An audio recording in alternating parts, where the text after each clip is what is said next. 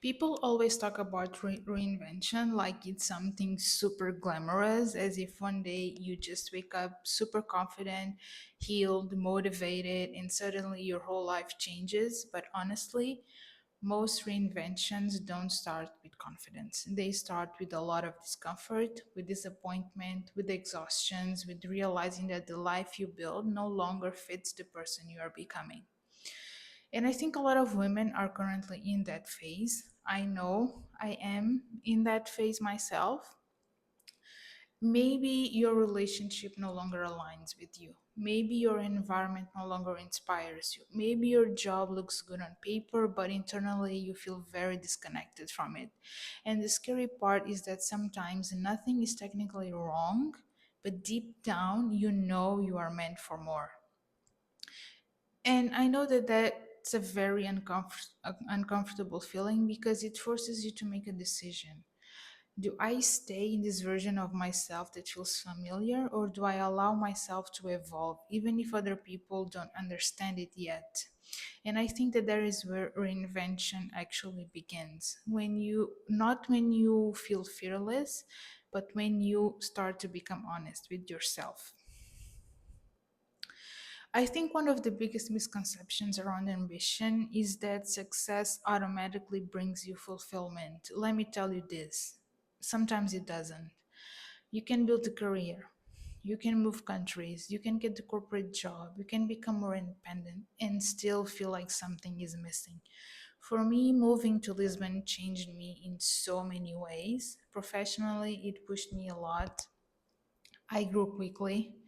I know I became stronger and more resilient, but at the same time, it was a very, very lonely transition because growth can also be very isolating, especially when you're evolving faster than the environment around you.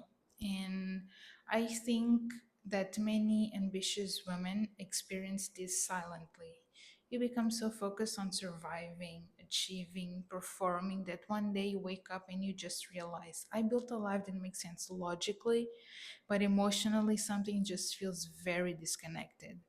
And I think that this realization is very important because sometimes your discomfort is not failure, even though I know that you feel like it is. Let me tell you, it's not. Sometimes it's simply a sign that your soul has outgrown the current version of your life. I think one of the hardest things women can go through is allowing themselves to change publicly. People become very attached to the version of you that they first met. That version that was quieter, more available, more accommodating, less ambitious, less expensive. And the moment you start evolving, it starts to make people very uncomfortable, especially if your evolution requires visibility. For example, you might want to start a business, start creating content, launch a podcast, speaking more openly, taking up space, because suddenly people can actually see your ambition. And society still has a very complicated relationship with ambitious women. We celebrate successful women, but only when their ambition feels digestible. The moment a woman becomes too bold, too visible, too unapologetic, people just start projecting onto her. And I had to learn that growth requires being misunderstood a lot of the times. You cannot reinvent yourself while also trying to maintain everyone's comfort. At some point, you have to decide whose opinion matters more, the people watching your life or the person actually living it, which is you. And I think that that is when I started to change internally as well.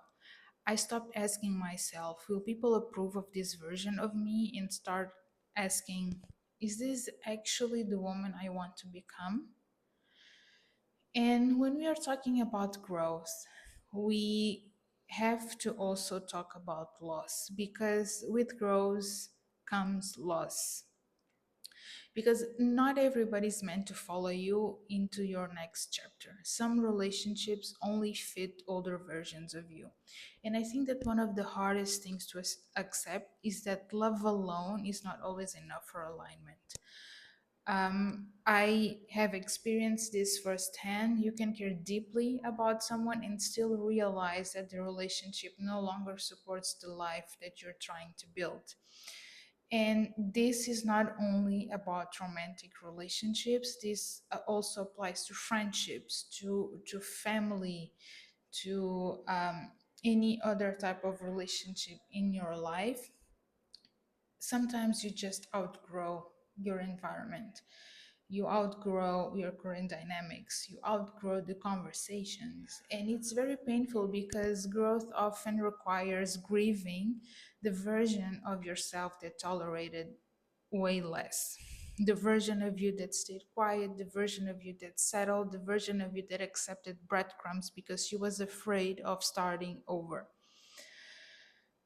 But there comes a time where staying the same because becomes more painful than changing. And honestly, I think that that is where real transformation starts. Not when life becomes easy, but when you finally decide, I deserve a life that actually aligns with who I'm becoming. I also think that women are finally starting to redefine what power looks like for them. Uh, Power doesn't always have to look aggressive. Sometimes it can look like starting over, walking away, being visible, healing privately, choosing yourself consistently.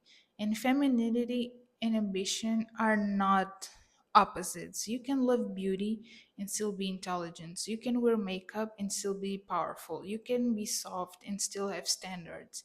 And I think that for a long time, women were made to feel like they always had to choose the one or the other.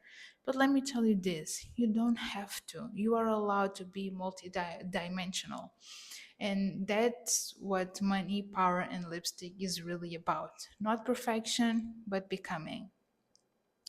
So, if you are currently in a phase where your life feels uncomfortable, uncertain, emotionally confusing, maybe that doesn't mean that you're failing. Maybe it simply means that you're evolving. And evolution is uncomfortable because it requires releasing what no longer aligns. But I truly believe this, you do not need permission to reinvent yourself. Not from society, not from your family, not from your partner, not from the people who only benefited from the smaller version of you. You are allowed to become someone completely different from the woman people first met. So, thank you for listening to Money, Power, and Lipstick, and I will see you in the next episode.